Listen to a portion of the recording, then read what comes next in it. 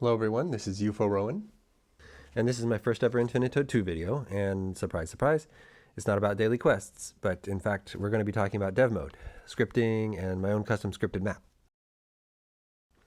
And it is still a work in progress, but I'll be explaining some of the code mechanics and functional design behind it. So let's begin. Besides scripting, dev mode also has access to what's called the item creator. So to open up the item creator, you open up the dev icon, then the green item creator button. To get yourself a script tile, you go to the tile section, then pick the tile type of script, and then you might want to regenerate your ID, and then give it to yourself with the give button. And you will need a script tile if you actually want to be able to make a custom scripted map. The game doesn't offer them by default as a loot for anything. So as you can see, I've added it, and now it's in my inventory. And of course, what good is a script tile if you don't know how to do any scripting in Lua? So let's run through some of the basics of the Lua programming language. So one of the first things you're going to want to know about is the fact that the print function that's normally built into Lua is not really going to be functional for you in the dev console for Infinitode. Instead, you're going to want to use the function log, which will print it out there. And even if you're logging from within a script, it's going to show up here in the dev console. Next thing you'll notice is that 2 dashes is the signifier for a comment, which is to say text that's not going to be interpreted as executable code. So wherever you are in Infinitode, there's going to be some globally accessible variables that you can access. And you can think of a lot of Lua as tables that are key value pairs. And you have a couple different options for accessing the value for a given key. Square brackets, which you can use for any kind of key, and then the dot notation, which you can only use for strings that don't begin with a number. Let's go ahead and look at some of the for loop syntax.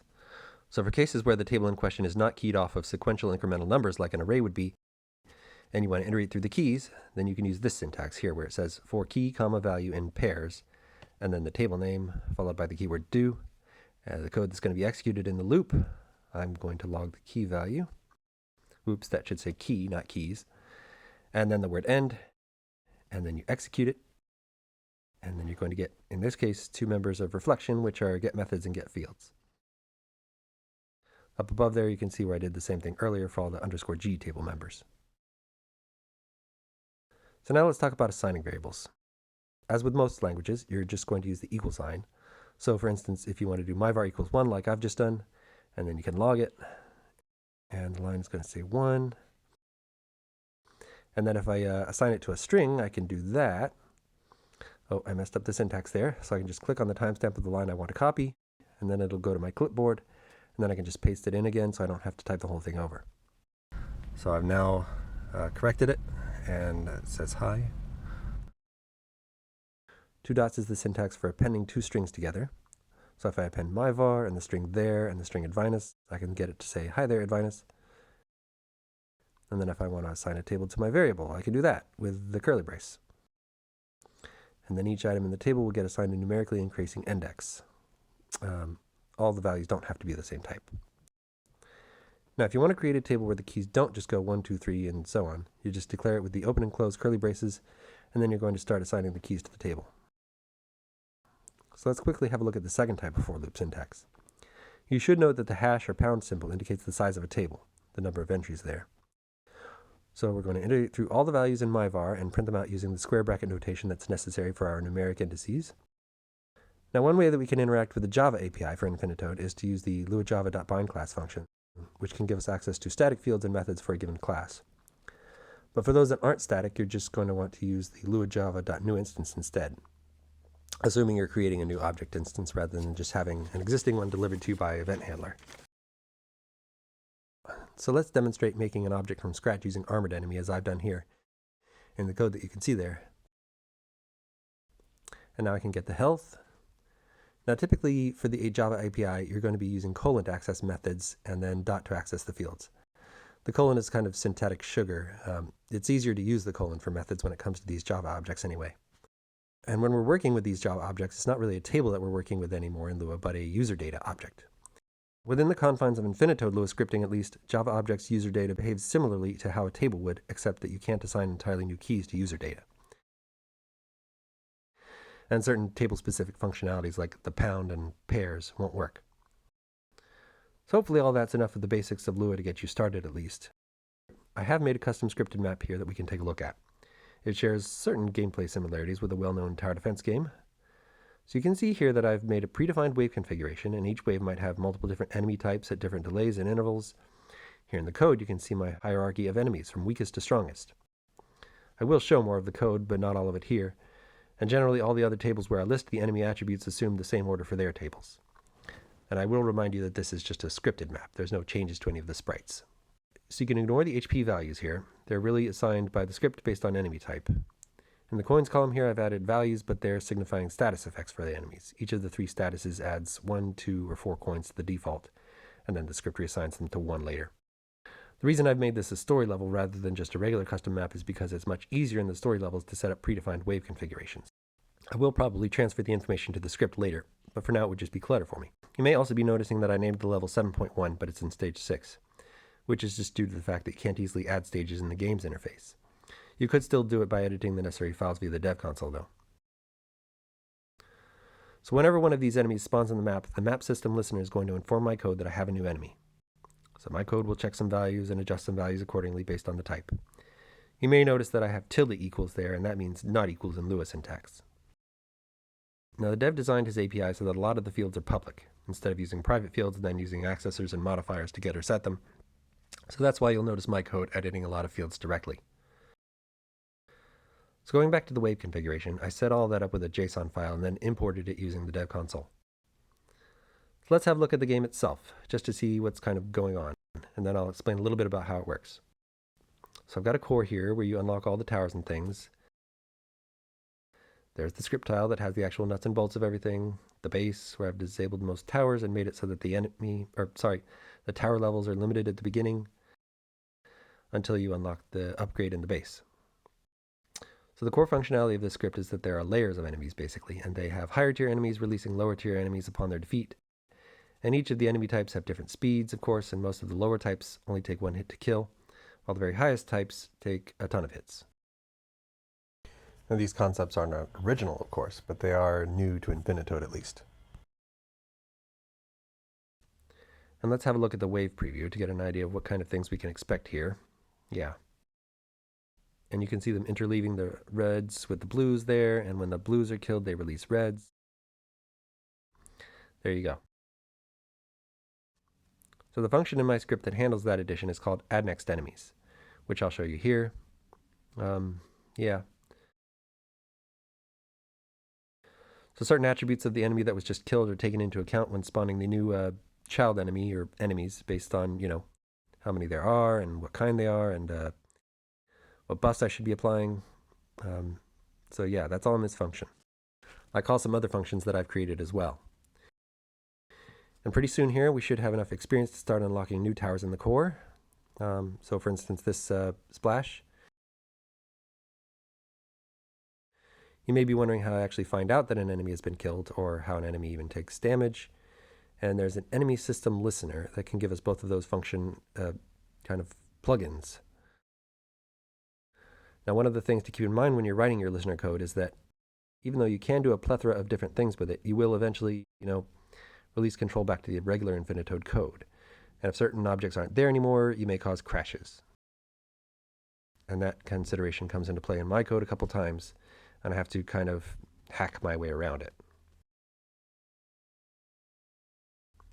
So I use a buff listener, and then when the buff expires of the regen that's on the enemy that's a regrow type, and if it has another higher tier to regrow to, that it originally spawned as, or at least on the way to what it originally spawned as, then we can despawn the current type and then spawn the new higher tier enemy.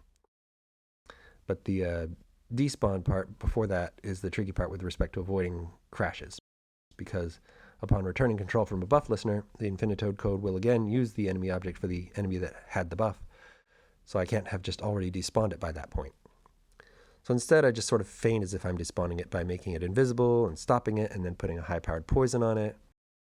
And the, health bar is invisible too, so none of the buffs are going to show up and you just never see it and it looks like it's being despawned. And since I've also negated the rewards that you get from the enemy that will be despawning, the, poison killing it doesn't do any harm to the gameplay. For the fortify effect, that was a bit easier. All I had to do there, since armor is basically a lot like fortification in that it sort of doubles the amount of damage necessary in most cases, I just basically create a buff, an armor buff, and apply it to the enemies. So as I mentioned earlier in some of the video overlay text, camouflage is still a work in progress. So I haven't really finished designing that yet or putting it into code.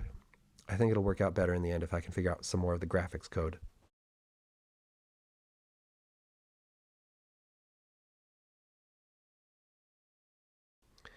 Now, when you continue a game that was already in progress before, the game has to deserialize again the objects that were part of the game state previously. If your script is using Java objects that aren't in the serialization registry, then you may have to restore them yourself in the script. So as I'm explaining this, let's quit out to the main menu and just demonstrate that I can continue and everything still works. So there's some of the little quirks like that. If you want to learn how to do that, the level Zekrid is a good place to start if you're looking at files that have code in them. I'm not quite ready to release my script just yet. It's got a lot of work to go yet. So let's talk about these one-hit deaths. I pretty much just hijacked the entire damage system in my script. I have it so that the base has negated all damage to 0 that it's normally concerned with. And then I have, another enemy system listener for the enemy take damage. I think that's what it's called. Something like that anyway, function. And then I just have my own code that executes when that happens. And I apply the amount of damage that I really want done, which is in most cases just, a certain fixed amount. If it's a lower tier, it's just going to be like one hit pretty much. So any single hit should do enough damage to destroy that type. So I set it up to do that. But all these listeners and handlers and methods that I'm talking about, a lot of that you can get a start on in Zekrid. And then beyond that, you want to reference the Infinitode API, which I'll provide a link to in the description, the javadoc, that is. So basically, at the top level, what you're going to be having is usually a bunch of listeners, and then those listeners will be, invoking methods of your own, and those methods of your own will be accessing and using the Infinitode API objects, and especially the manager and system type objects to interact with enemies and towers and buffs, depending on what kind of mod you're making, of course.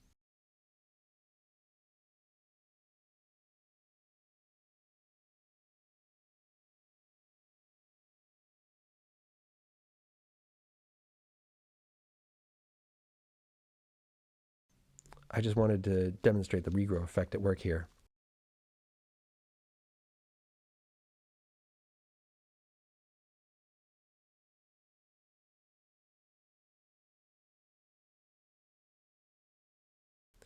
So yeah, you can see they've gone up a tier after a few seconds, and if I continue to let them go, they'll go back up to their original tiers that they originally spawned as, going through the path that they were destroyed. In this case, some pinks turned into armoreds, and some pinks turned into lights, and the helis turned into toxics. Looks like I have a minor bug there with the toxics not retaining their regrow effect. Let me just destroy some of these before I die.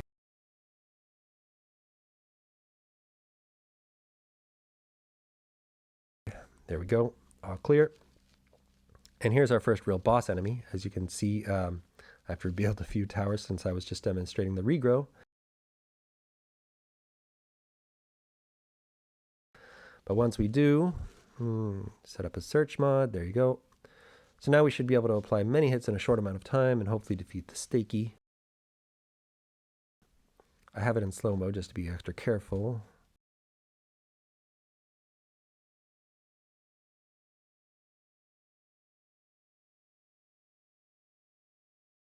And yeah, okay, there we go.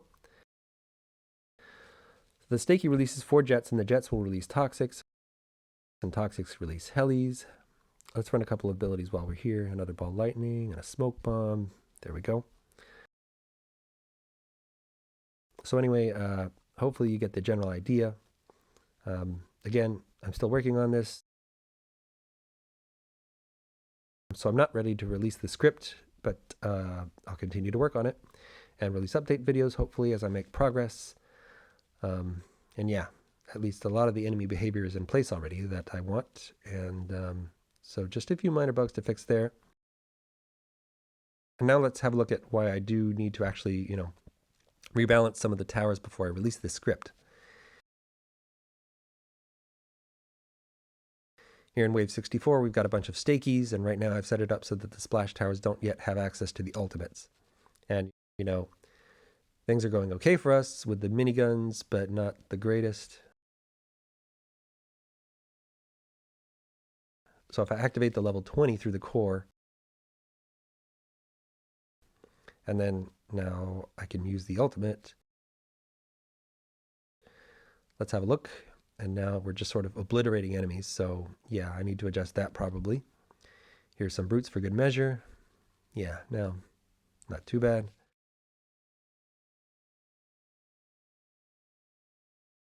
Certainly much easier than it was a wave ago. So yeah, that might need to be toned down a bit.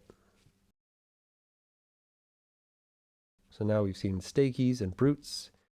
And let me show you a constructor real quick.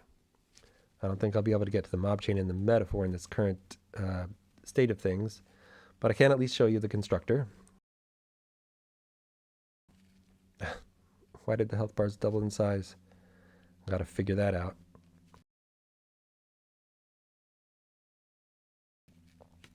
Now here's a look at the javadoc website for Infinitode. It has just a lot of information about the fields and methods for all the classes that we have being used by the game. Here's the enemy class. All the fields that you have available to you, most of them publicly accessible and assignable. Methods likewise. Lots of stuff at your disposal. And lastly, I don't have any specific recommendations as to how you would decompile Infinitode code, but getting your hands on some can be helpful for debugging purposes. Anyway, I hope this gave everyone a good intro as to what's possible in custom scripted maps and Lua, and I can hopefully look forward to seeing some of your maps in the future and enjoying them. Thanks for watching, and if you haven't yet created an Infinitode account, you'll certainly want one when you're going to dev mode and back, so go ahead and use my invite code while you're at it, if you can, and we'll both benefit.